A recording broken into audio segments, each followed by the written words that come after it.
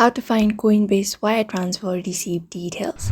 Hello everybody, in this video we are going to show you an easy method, so let's start. For that, you may open up your Coinbase application first and log in into your account.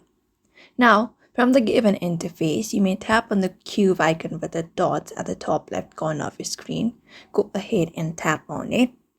And then once you tap on it, from these given options from your screen, you may locate up the option called deposit, which is right under send. Go ahead and tap on it. After you tap on it, here we have this deposit option. So from the deposited option, you may locate up the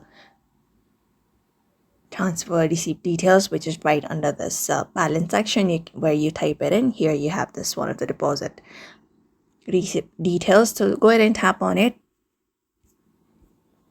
And after tapping on it, you may choose up an option in which you would like to transfer it. After that, go ahead and choose the option. Once that is done, you may go ahead and make up a deposit, and you need to verify the account name.